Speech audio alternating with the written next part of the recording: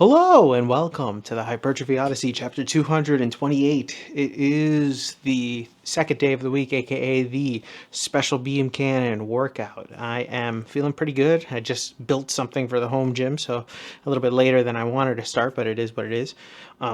Feeling pretty good, very happy, very excited, very ready to do this lower body day. I'm gonna see how my hand feels because it's feeling a little numb. That isn't the right word. Painful. No. Sore, there you go, that's the word. Completely forgot what it was called, but feeling a little sore, but it is what it is. We'll figure it out when we get there. But anyways, to the main subject matter at hand.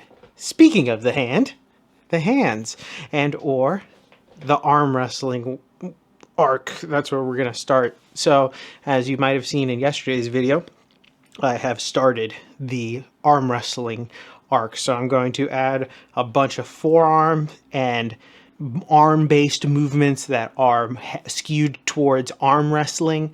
Am I going to arm wrestle? We'll talk about that in the voiceover, but for now it's going to be skewing towards the arm wrestling versions of a lot of stuff. And you may be asking yourself, why is this man doing this? Well, I'll tell you right now.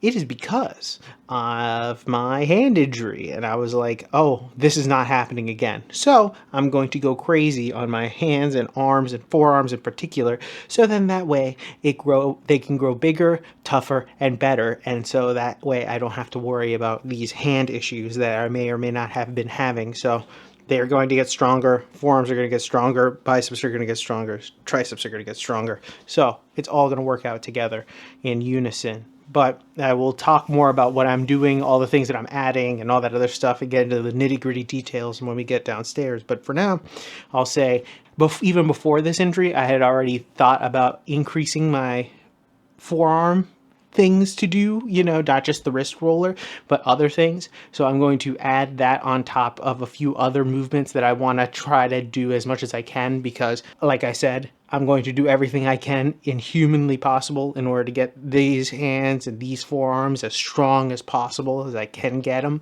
Having a hand injury sucks, and it really does. But I'll give more details about what exactly I'm doing and all those other things when we get downstairs. I also started this day off with squats, which were pretty good. But anyways, back to the main subject matter for today. The road to 17-inch forearms. Now, obviously, this is a little bit of a ridiculous thing to say and or state, but you know what? I'm trying to go for it. So that is the main thing. Now, I've always been one to advocate for forearm training, no matter what. As you can see here, the previous 200 plus episodes, I've always trained forearms on lower body days. It has been something that I've been doing, and it is something that I will continue to do for a long while, but I will be adding more and more and more things to bias my forearms.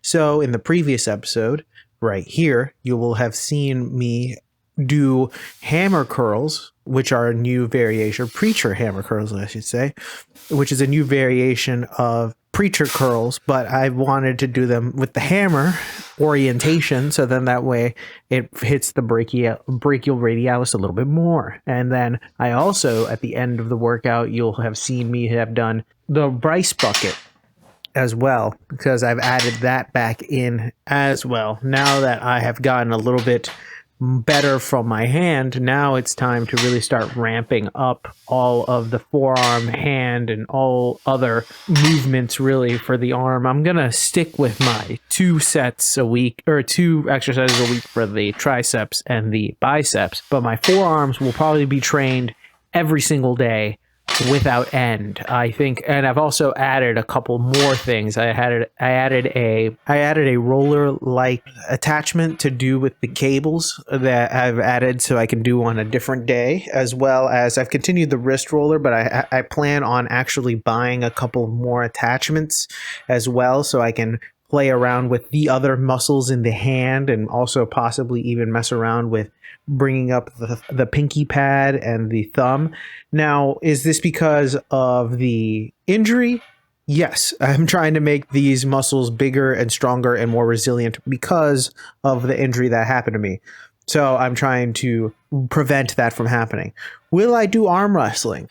Actually, I don't know. I would love to. I would actually love to try it. The only issue with that would be that their only arm wrestling area or club that there is around here is about an hour plus away from me.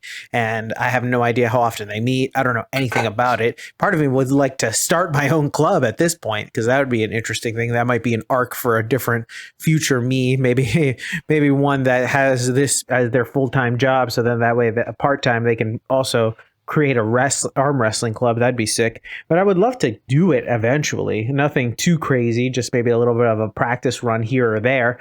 But still, it is something that I would like to dip my toe, if you will, into that world. But I'm going to use a lot of their movements in order to make sure that the forearms, the hands, and all that other stuff gets a little bit bigger and stronger and more resilient. So I'm going to be doing that. But I've been working out my forearms for a while now, even before the injury, and they had gone to a decent size. They lost a lot of it because of the hand injury, so that caused a setback, which sucked. But now that I'm back and I'm 100%, you'll see these things basically every day for the most part. There's going to be some type of forearm movement, because I really want to make sure that I get them not only where they were, but past where they were, where they're freakishly large.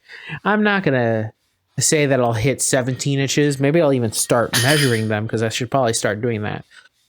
I don't think I'll get to 17, but I'm going to aim for 17, because even though as ridiculous as that sounds, I would love to have giant forearms, because they're just would be ridiculous and awesome. In a slightly different but also similar subject matter, I have decided that in a month or so, I will probably end up doing the 100 subscriber special. Not necessarily, it'll probably be 150 subscriber special, hopefully. And from there, I will probably end up going to a rock climbing gym. And when I do that, that will be another test of grip strength and all the other stuff that goes along with it. So I'll probably check their gym out and see what other equipment I may or may not be able to get.